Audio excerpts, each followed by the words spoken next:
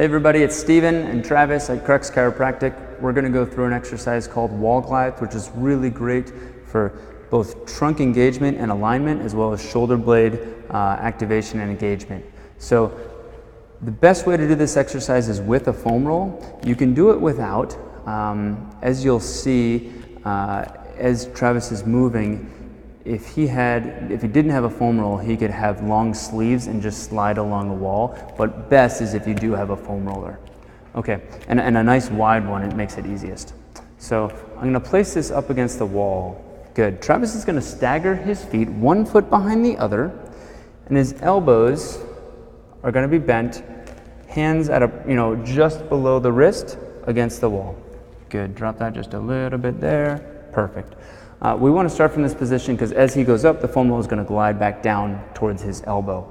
Now, two things really to pay attention to during this exercise. One is that we don't get too much upper trap engagement. So as he goes to reach, the tendency would be to let those shoulder blades, or let those shoulders come up towards the ear. We want to make sure that we keep the shoulders down nice and low and that this stays nice and loose up here.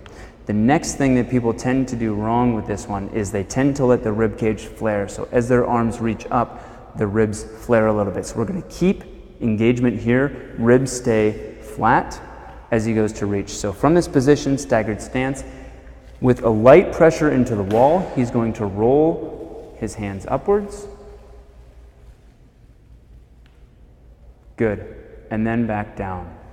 I'm going to show you a couple things on Travis. As he reaches, he does not let this shoulder blade or the rib cage flare at all. He keeps, yeah, right, good. So engage that, keep that down, keep everything in alignment here.